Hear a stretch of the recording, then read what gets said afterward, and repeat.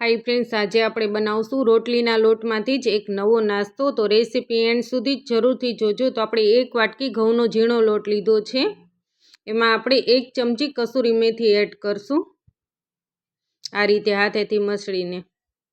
હવે આપણે અડધી ચમચી ચીલી ફ્લેક્સ એડ કરશું, સ્વાદ પ્રમાણે મીઠું એડ કરશું, 1 ચમચી જેટલું તેલ એડ કરશું. હવે આપણે લોટ બાંધી લેશું. બધું સરસ રીતે મિક્સ કરી અને જરૂર પડે એ રીતે આપણે પાણી એડ કરતા જઈશું.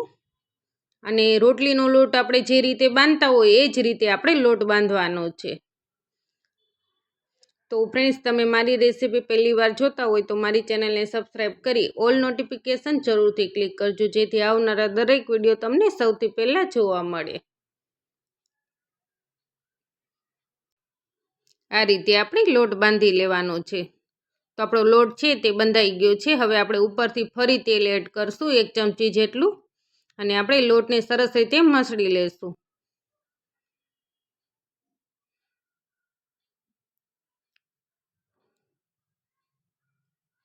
હવે આપણે લોટ છે તેને આપણે 10 મિનિટ માટે ઢાંકીને રહેવા દેશું. આ રીતનો આપણે લોટ બાંધવાનો. 10 મિનિટ પછી આપણે ચેક કરશું. તો 10 મિનિટ થઈ ગઈ છે. ફરીથી આપણે લોટને મસળી લેવાનો છે.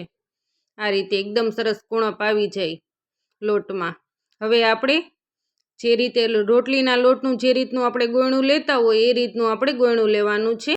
આ રીતે થોડું મોટું લેવાનું. ઉપરથી આપણે આ રીતે થોડો લોટ લગાવી લેવાનો અને રોટલીની જેમ વણી લેવાનું છે.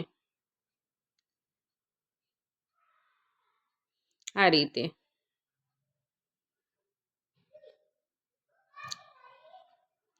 તો આ રીતે આપણે રોટલીની જેમ વણી લેવાનું. અને તમે જોઈ શકો છો કે એકદમ પતલી પણ નથી વણી અને એકદમ જાડી પણ નથી વણી. હવે આપણે આ સાઈડ છે તેને આપણે કાઢી લઈશું અને આને આપણે ચોરસ કટિંગ કરી લઈશું.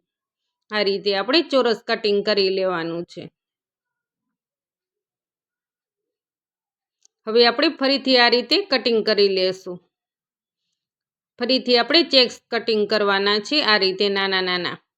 તો આ રીતે આપણે નાના ચેક્સ કટિંગ કરી લીધા છે. સાઈડમાં આપણે પાણી લીધું છે. પાણી આપણે 2 સાઈડ ખૂણા ઉપર આ રીતે લગાવી દેવાનું અને 2 પડ છે તેને આપણે જોઈન્ટ કરી દેશું.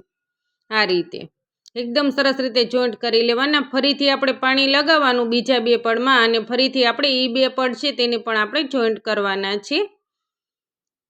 આ રીતે આપણે શેપ આપવાનો છે. તો આ રીતે આપણે બધા શેપ આપી દઈશું. આ રીતે તમે તમારી ચોઈસના કોઈ પણ શેપ આપી શકો છો. તો મેં આ રીતે બધા શેપ આપી દીધા છે. બધી રોટલી વણી અને આ રીતે કટિંગ કરી અને આના શેપ આપી દીધા છે. આ રીતે તમે તમારી ચોઈસ પ્રમાણે કરી શકો છો. હવે આપણે આને બાફી લેશું. તો આપણે પેનમાં પાણી ગરમ કરવા મૂકી દીધું છે. એમાં 1 ચમચી તેલ એડ કર્યું છે.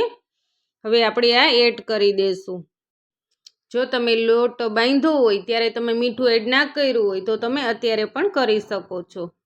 પણ આપણે તો જ્યારે લોટ બાંધ્યો ત્યારે મીઠું એડ કરેલ છે, એટલે આપણે ખાલી તેલ જ એડ કર્યું છે. આને આપણે 10 મિનિટ માટે કૂક થવા દેશું. તો 10 મિનિટ જેવો સમય થઈ ગયો છે અને એકદમ સરસ રીતે કૂક થઈ ગયા છે. આને તમે પાસ્તા પણ કહી શકો છો. આપણે પાસ્તા છે તે બાળકોને નથી આપતા, મેંદાના લોટના આવે છે એટલે. તો આ રીતે ઘઉંના લોટમાંથી બનાવી અને તમે બાળકોને આરામથી ખવડાવી શકો છો. આને આપણે ચાયણીમાં લઈ લેશું. તો આ પાણી છે તેનો આપણે લાસ્ટમાં ઉપયોગ કરશું, એટલે આ પાણી છે તેને ફેંકવાનું નથી. તો આપણે આ ચાયણીમાં બધા પાસ્તા છે તે કાઢી લીધા છે. હવે આપણે આદું લીધું છે કટિંગ કરેલું, ચીલી સોસ છે, ટમેટો કેચઅપ છે, લસણ છે, મરચી છે, ધાણા ભાજી છે, ટમેટાં છે અને લીલા કાંદા છે. તો આપણે આ બધી વસ્તુ છે તે લઈ લીધી છે. હવે આપણે વઘાર કરશું. તો આપણે પેનમાં તેલ ગરમ કરવા મૂકી દીધું છે. બારીક કટિંગ કરેલું લસણ છે તેને આપણે તેલમાં સાતળી લેશું. હવે આપણે બારીક કટિંગ કરેલા કાંદા છે તે પણ આપણે એડ કરી દઈશું. આને આપણે હલાવી લેશું. આ રીતે આપણે તેલમાં સાતળી લેવાના છે કાંદા છે તેને.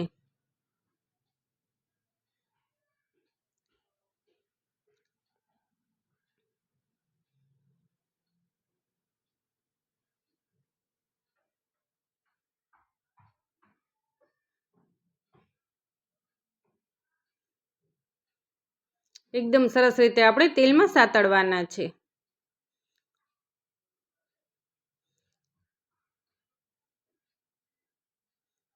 તો આપણા કાંદા છે તે એકદમ સરસ રીતે સતળાઈ ગયા છે. હવે આપણે આ બારીક કટિંગ કરેલા ટમેટા છે તે પણ આપણે એડ કરી દઈશું. તેને પણ આપણે તેલમાં સાતળી લેશું.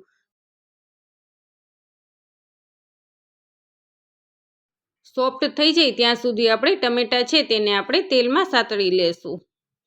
તો આ રીતે તમે બાળકોને બનાવીને આપશો તો એકદમ સરળતાથી બાળકો પણ ખાઈ લેશે.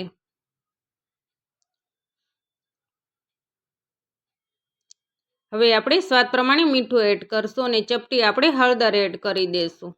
એટલે ટમેટા છે તે એકદમ જલ્દી કૂક થઈ જાય. તો ઘણી વખત એવું થતું હોય છે કે આપણે રોટલીનો લોટ છે તે વધારે બાંધી દેતા હોય છીએ અથવા માપનો બાંધ્યો હોય છતાં પણ લોટ બચ્યો હોય છે. તો આ રેસીપી છે તે તમે જરૂરથી ટ્રાય કરજો. ખાવામાં એકદમ ટેસ્ટી લાગે છે. નાનાથી મોટાને બધાને ભાવે એવી આ રેસીપી છે. તો આપણા ટમેટા છે તે એકદમ સોફ્ટ થઈ ગયા છે.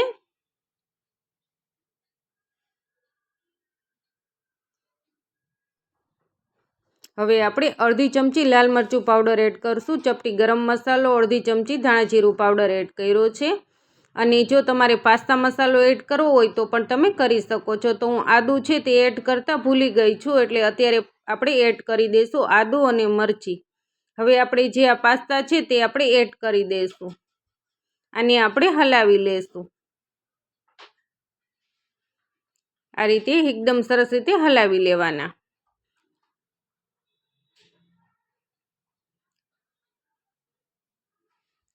આ રીતે હવે આપણે ઉપરથી જે આ પાસ્તાનું પાણી છે તે આપણે એડ કરવાનું. ફરીથી આપણે હલાવી લેશું.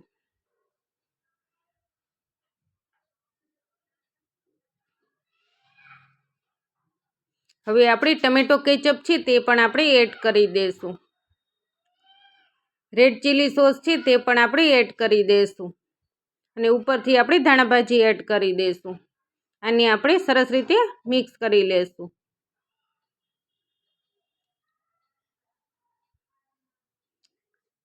તો ફ્રેન્ડ્સ, તમે જોઈ શકો છો કે એકદમ હેલ્ધી અને ટેસ્ટી એવા આપણા ઘઉંના લોટના પાસ્તા છે તે બની અને તૈયાર થઈ ગયા છે. તો તમને કેવી લાગી મારી રેસીપી? ગમી હોય તો લાઈક કરો, શેર કરો અને મારી ચેનલને સબસ્ક્રાઈબ જરૂરથી કરજો. હવે આપણે સર્વ કરી લેશું. તો તૈયાર છે ઘઉંના લોટમાંથી એક નવો જ નાસ્તો. Thank you for watch.